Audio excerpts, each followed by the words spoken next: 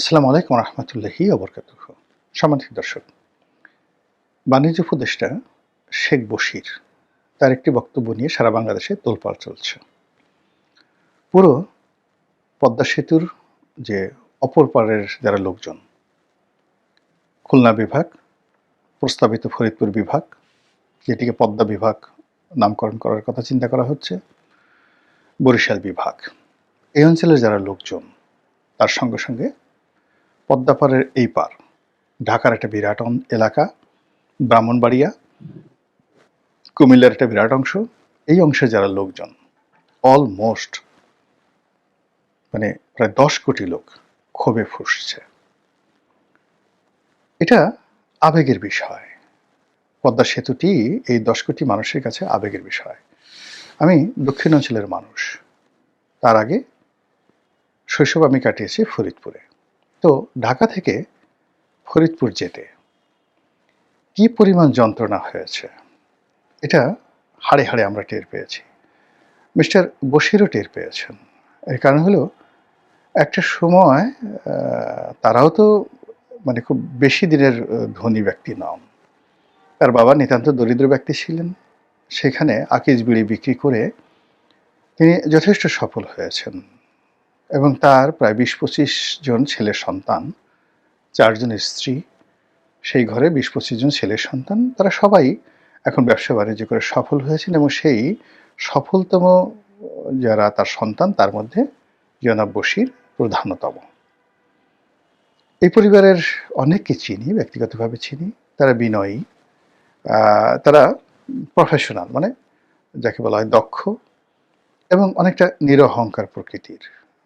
কারো কারো শিক্ষা আছে, কারো কারো শিক্ষা নেই, কিন্তু মোরাললেস তাদের মধ্যে কিন্তু এই 20 জন ভাই বোন এরকম মারাত্মক কোনো বিরোধ নেই। সম্পত্তি নিয়ে যেটা হয়, সব পরিবারে যে বিরোধ থাকে, আকিজ গ্রুপও সেই বিরোধ আছে, কিন্তু তারপরে তাদের মধ্যে মুখ দেখা দেখি বন্ধ বা মামলা মোকদ্দমার মতো পরিস্থিতি তৈরি হয়নি।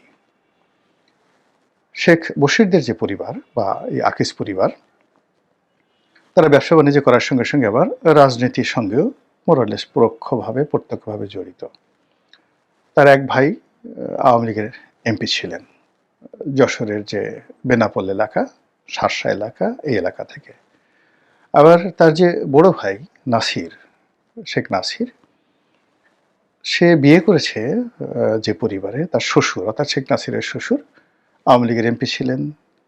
তার মারা যাওয়ার পর তার যে সম্বন্ধী, নাসিরের যে সম্বন্ধী বশিরের যে বিআই, তিনিও আওয়ামী লীগের এমপি ছিলেন। তো এই পরিবারে দুজন নিকটাত্মীয় শেখ বশিরের এমপি ছিলেন। শেখ বশির, তারপর তার যে বড় ভাই যিনি রয়েছেন, সেই বড় ভাই হলো ওই যেটা আদ্দিন হাসপাতালের যিনি প্রধান। তো এই দুজন আবার সামহাও জামাত রিলেটেড। অন্য যারা ভাই আছেন তারা বেশ কয়েকজন জামাতের রাজনীতির সঙ্গে জড়িত না হলেও জামাতের বিগ ডোনার। তো যেহেতু বশির দীর্ঘদিন ধরে তিনি পরিচিত একজন, যাকে বলা হয় সফল ব্যবসায়ী হিসেবে, বিশেষ করে জুট সেক্টরে তার যে সফলতা, এই সফলতার কারণে তিনি আলোচিত। তো এই কারণে তার যে জামাতের সাথে সম্পৃক্ততা, এটা মোটামুটি ওপেন সিক্রেট, সবাই জানে। আর তার যে বড় ভাই যে আছে, যে ওই আদ্দিন হাসপাতালের মালিক, তিনি একেবারে জামাতের ডাইহার্টেড ডোনার। এবং ওই যে আদ্দিন হাসপাতালের যে একটা মসজিদ আছে, সেই মসজিদেই মূলত ওই রশ্মিকা মান্দানার যাকে নিয়ে কথা হয়, আমির হামজা, সেই আমির হামজা ইমামতি করেন এবং আমির হামজা ওখান থেকে বোধহয় 5 লাখ টাকা মাসে মাসোহারা পান ওই আদ্দিন হাসপাতালের মালিকের কাছ থেকে, এবং এটা তিনি প্রকাশ্যে বলেছেন। তো কাজেই শেখ বশিরের যে অন্তর্ভুক্তি এই সরকারের বাণিজ্য উপদেষ্টা রূপে ধরে নেওয়া হয় যে এর সঙ্গে জামাতের একটা ভালো ইনফ্লুয়েন্স রয়েছে। সত্য মিথ্যা আমি জানি না। আমার আশা ছিল যে শেখ বশির ভালো করবেন। এর কারণ হলো যে সাধারণত তার অর্থের অভাব নেই। কেন তিনি রাষ্ট্রীয় ক্ষমতা ভোগ করে এই কাজগুলো করবেন? 2 নম্বর হলো যে তিনি সফলতম মানুষ, কাজে তিনি বাণিজ্য মন্ত্রণালয় চালাতে সফলতা দেখাবেন। আর ব্যক্তিগতভাবে যতটুকুই তাকে দেখেছি, একদিনই তার সঙ্গে আমার কথাবার্তা হয়েছে। টেলিফোনে একদিন আর ফেস টু ফেসে একদিন, অনেক আগে, ৪-৫ বছর আগে। তো আমার কাছে মনে হয়েছে he is loyal, he is educated, তারপর প্রফেশনাল এবং ভিশনারি। তো কাজেই তাকে নিয়ে আমার একটা গগনচুম্বী আকাঙ্ক্ষা ছিল। কিন্তু গত কয়েক মাসে তার অনেকগুলো সিদ্ধান্তের কারণে বাংলাদেশের অনেক ক্ষতি হয়ে গেছে, মারাত্মক ক্ষতি হয়ে গেছে। সেই ক্ষতিগুলোর মধ্যে হয়তো তিনি স্বীকার করবেন না, কিন্তু আমরা বাইরে থেকে বুঝি। আমি ওইগুলো নিয়ে নাড়াচাড়া করতে চাই না। দ্বিতীয় যে বিষয়গুলো রয়েছে সেটি হলো যে তার কনফ্লিক্ট অফ ইন্টারেস্ট। এই কনফ্লিক্ট অফ ইন্টারেস্ট আমাকে খুব আশ্চর্য করেছে। অর্থাৎ তিনি বিমানের সেই বোর্ড চেয়ারম্যান হবেন, তারপরে আবার নিজে একটা এভিয়েশন কোম্পানি করবেন। এই জিনিসগুলো আমার কাছে মনে হয়েছে যে এটা তার দরকার ছিল না। তিনি এভিয়েশন ব্যবসা করতেই পারেন, সেটা পরে করতে পারতেন। এই সময় তার দরকার ছিল না। এই সময় তার লাইসেন্স নেওয়ার কোনো দরকার ছিল না। তারপর তিনি বেশ কিছু কথাবার্তা বলার চেষ্টা করছেন, ওভার স্মার্ট হওয়ার চেষ্টা করছেন। অনেক রিয়ালিটি তিনি তুলে ধরার চেষ্টা করেছেন the commercial point of view থেকে, যেটা আমার কাছে মনে হয়েছে তার এই জিনিসগুলোতে না জড়ালে তিনি পারতেন। এবং তারই ধারাবাহিকতায় সম্প্রতি তিনি পদ্মা সেতু নিয়ে যে কথা বলছেন, এই কথায় তার নিজের অঞ্চল যশোর, খুলনা, বরিশাল, পটুয়াখালী এই অঞ্চল দিয়ে তাকে যাতায়াত করতে হবে। আর তার এই ক্ষমতা তো থাকবে না, এবং তিনি লাঞ্ছিত হবেন, অপমানিত হবেন সাধারণ জনগণ দ্বারা। লিখে রাখেন, একেবারে বাংলা লিখে রাখেন, এবং তাকে এই দুর্ভোগ দুর্দশা পোহাতেই হবে। এখন তিনি কি বলেছেন? তিনি বলেছেন যে পদ্মা সেতুতে যে টাকা বিনিয়োগ করা হয়েছে, এই বিনিয়োগের কোনো প্রয়োজন ছিল না, ফিজিবিলিটি ছিল না। এখানে যদি 40,000 কোটি টাকা বিনিয়োগ করা হয়ে থাকে, এই 40,000 কোটি টাকা বিনিয়োগ এখানে না করে যদি কৃষিতে বিনিয়োগ করা হতো, চালের দাম 20 টাকা করে পার কেজিতে কমতো। মানে এটা ওনার মতো একজন মানুষের মুখ দেখে এটা মানায় না। এর কারণ হলো, জীবনে সফল হলেই সব জ্ঞান হয় না, ক্লাসে ফার্স্ট হলেই সব বিষয় জানা যায় না, পিএইচডি ডিগ্রি হলেই কমন সেন্স থাকে না। সেন্স অ্যান্ড সেন্সিবিলিটি, বিখ্যাত উপন্যাস জেন অস্টিনের প্রাইড অ্যান্ড প্রিজুডিস, বিখ্যাত উপন্যাস।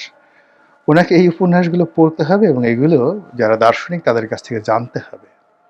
তাহলে উনি যে জিনিসগুলো যদি জানতেন, তাহলে এই কথাগুলো তিনি বলতেন না।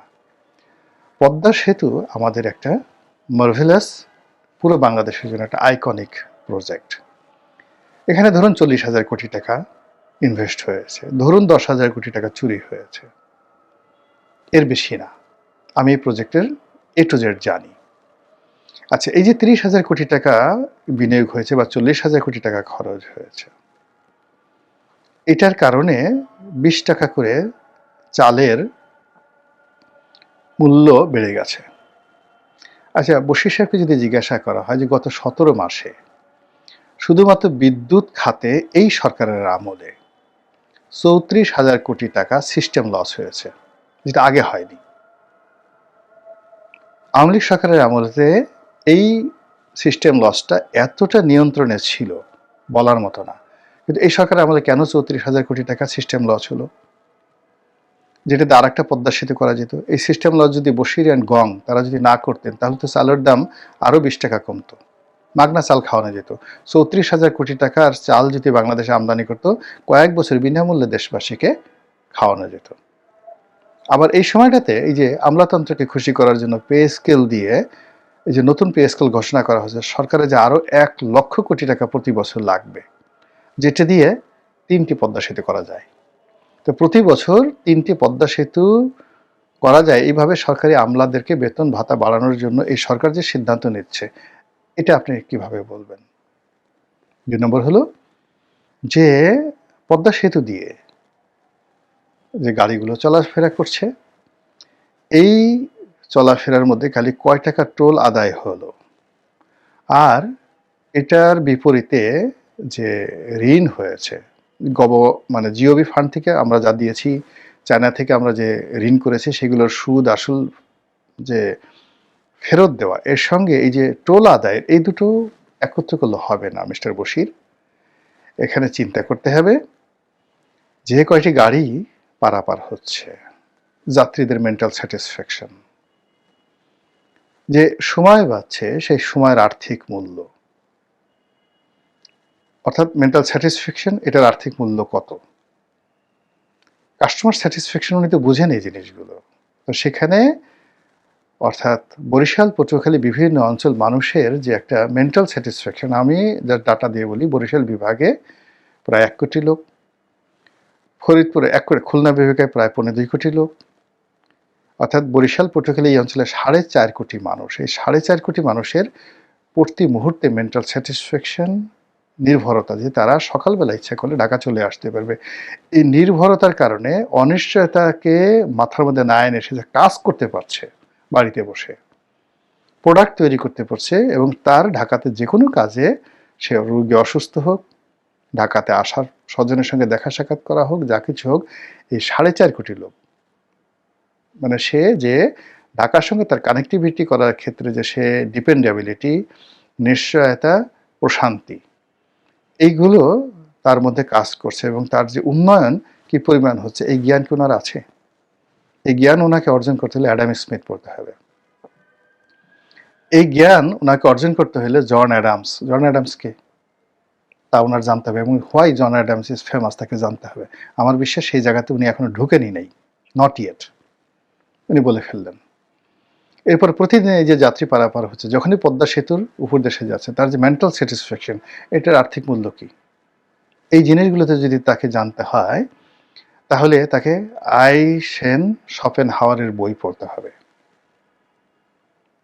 উনি জানেন যে শপেনহাওয়ার কে, এর সাথে পদ্মা সেতু কি সম্পর্কটা কি। এত অল্প জ্ঞান নিয়ে বড় কথা বলা যায় না, বড় কথা বলতে হলে আরো অনেক জ্ঞান জানার দরকার হয়। পদ্মা সেতুর সঙ্গে অন্তত পক্ষে, মানে এই যে 40,000 কোটি টাকা, 40,000 কোটি টাকা যেদিন উদ্বোধন হয়েছে সেই দিনই উঠে গেছে, সেই দিনই উঠে গেছে। আমাদের জিএনপি কি, গ্রোস ন্যাশনাল প্রোডাক্ট কত, এবং আমাদের এই যে সুখীর মনোভাব, এটার আর্থিক মূল্য কত, আমাদের টোটাল কনজিউম কত, ন্যাশনাল কনজিউম কত, এই সব কিছুর সঙ্গে পদ্মা সেতু জড়িত।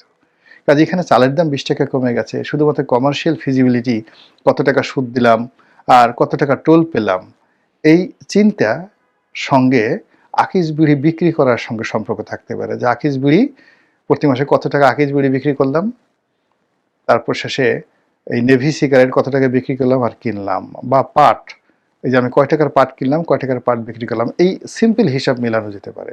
কিন্তু রাষ্ট্র পরিচালনা এটা সম্ভব নয়। এই জন্য নেপোলিয়ন বোনাপার্ট হতে হবে, জুলিয়াস সিজার হতে হবে। Why Julius Caesar is famous, এটাকে মিস্টার বশিরকে জানতে হবে। হোয়াই এখনো পৃথিবী কেন সেই শিহুয়ানটিকে, যাকে বলে, কল্পনা করে, এখনো কেন সারা পৃথিবী যারা রাজনীতিবিদ তাদের কাছে সম্রাট আকবর পরিচিত, কেন এখনো সেই গ্র্যান্ড ট্রাঙ্ক রোড মাত্র 4 বছরের মধ্যে যেটি তিনি নির্মাণ করেছিলেন, শেরশাহ, এটা তো মানে 1,000 কোটি পদ্মা সেতুর চেয়ে মেগা প্রজেক্ট ছিল, কিন্তু ওই আমলে কেন এত ফেমাস। এবং সেই যে গ্র্যান্ড ট্রাঙ্ক রোড, সেটাকে অক্ষত রেখে চীন এই যুগে কেন আবার সেই সিল্ক রুট তৈরি করছে, এখনো সেই সিল্ক কেন বাংলাদেশে এশিয়ান হাইওয়ের সঙ্গে যুক্ত হচ্ছে। এই জিনিসগুলো মিস্টার বশিরকে আরো বহু বছর শিখতে হবে, জানতে হবে। জানার পরে যে তিনি সফল হবেন, নট লাইক দ্যাট। আমরা অনেকেই জানি, কিন্তু আমরা সফল হতে পারিনি। আবার যারা সফল হয়েছেন তারা অনেক কিছু জানেন না, ফলে মুখ থাকলেই সব কথা বলতে হয় না। আল্লাহ তাকে হেদায়েত দান করুন। আসসালামু আলাইকুম ওয়া রাহমাতুল্লাহি ওয়া বারাকাতুহু।